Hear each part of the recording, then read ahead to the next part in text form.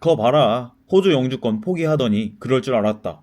이 선택이 훗날 쓰디쓴 실패로 기록될지도 모릅니다.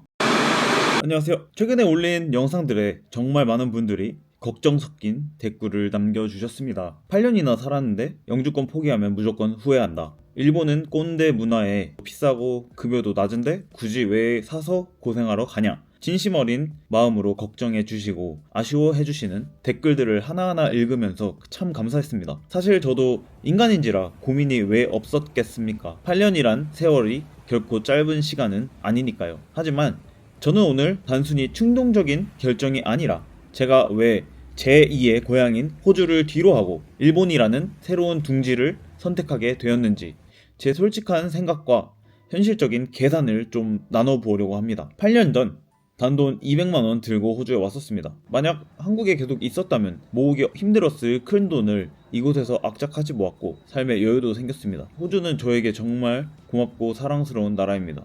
그런데 문득 든 생각이 내가 호주라는 곳에 평생 정착해서 살면 결국 다음 목표는 뭘까? 결국 내 집을 마련하고 정착하는 일일 텐데 그 장벽이 생각보다 너무 크게 느껴졌어요. 내가 영혼을 갈아 모은 돈을 다 털어도 겨우 보증금 정도 해결되는 수준인데 그 다음부터 매달 나가는 높은 대출 이자를 메우기 위해 내 삶을 또 갈아 넣어야 하니까요. 제가 요리 유학을 고른 이유는 솔직히 단순했습니다. 다른 전공에 비해 학비가 조금 더 저렴했고 일 구하기도 쉬웠고 그나마 완벽하지 않은 영어로도 몸으로 부딪혀서 비벼볼 수 있는 분야였기 때문이죠. 덕분에 지금은 서양인 동료들과 막힘없이 대화할 수 있는 영어 실력이라는 든든한 무기를 얻었지만 비자와 돈을 위해 선택한 그 길을 매일 반복하는 제 마음속에는 아쉬움이 있었죠. 내가 진짜 하고 싶은 일이 이게 아닌데 매일 긴 시간 동안 주방 불 앞에서 일하고 지쳐서 집에 돌아오면 다른 새로운 무언가를 꿈꾸거나 시작해볼 기분조차 없었죠. 그렇게 하루하루 아까운 시간이 흘러가는 게 늘 마음 한구석에 현타로 다가왔습니다. 만약 어떤 분들은 그냥 스폰서 연장해서 일단 영주권 따고 나중에 하고 싶은 거 다시 시작하면 되지 않냐고 하십니다. 하지만 현실은 그리 녹록지 않습니다. 당장 8만 불, 9만 불씩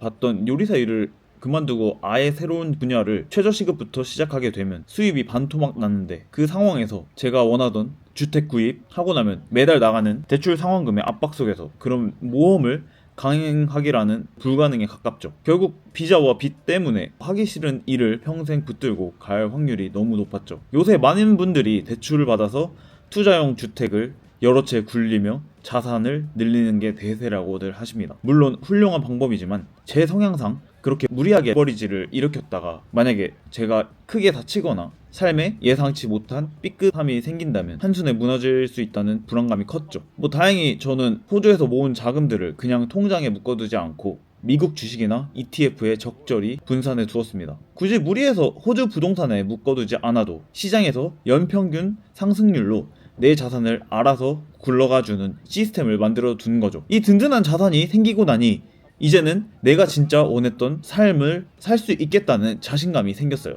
저는 여행을 참 좋아합니다. 1년에 두세 번씩은 해외로 나가는데 필리핀이나 베트남, 발리 같은 곳들 며칠씩 쉬기에는 정말 좋아요. 하지만 엄청난 오토바이 매연과 소음 때문에 제가 실제로 정착해서 살기엔 무리라는 생각이 들었죠. 깔끔하고 정돈된 환경이면서 제가 평화롭게 살아갈 수 있는 나라는 결국 한국, 일본, 호주뿐이라고 생각해요. 일본에 대해서 좋지 않는 이견을 주시는 분들도 많습니다.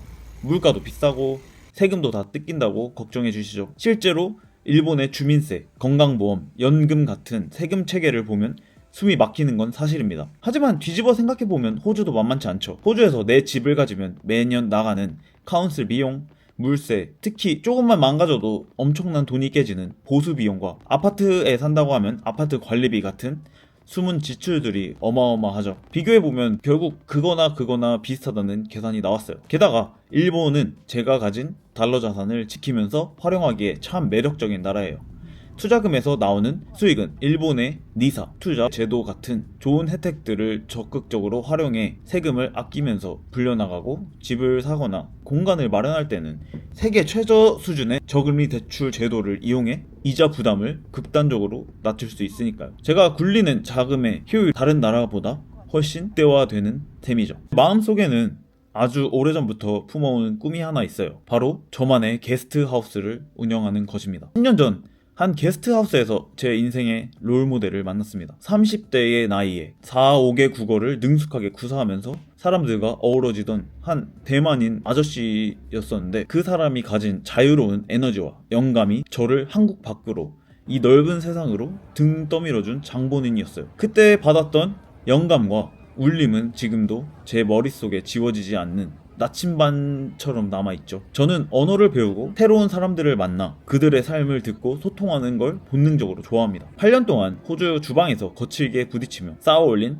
저만의 영어 능력, 그리고 소통 기술, 제 게스트하우스를 찾아올 배낭 여행객들을 맞이할 가장 강력한 무기가 될 거라고 확신합니다. 호주를 떠나는 건 정말 아쉽지만 저는 결코 호주를 부정하거나 싫어해서 떠나는 게 아닙니다. 저에게 돈을 모으게 해주고 청춘의 가장 뜨거운 8년을 선물해준 눈물나게 고마운 나라예요. 하지만 이제는 제 오랜 꿈과 저만의 투자 효율을 위해 과감히 새로운 둥지를 트는 것 뿐입니다. 이 선택이 훗날 쓰디쓴 실패로 기록될지도 모릅니다. 그거 봐라, 호주 영주권 포기하더니 그럴 줄 알았다 는 말을 듣게 될 수도 있겠죠 뭐. 하지만 남들이 정해놓은 안전한 울타리 안에서 내가 진짜 원하는 삶이 뭘까 매일 고민만 하다가 시들어져 가는 것보다, 비록 깨지고 넘어지더라도 내 힘으로 직접 판을 짜고 부딪혀보는 삶이 저에게는 훨씬 더 가치 있고 가슴 뛰는 일이에요. 다음 달 저는 배낭 하나 메고 일본 도쿄부터 후쿠오카까지 구석구석 발로 뛰며 진짜 제 게스트하우스가 될 보금자리를 찾으러 떠납니다.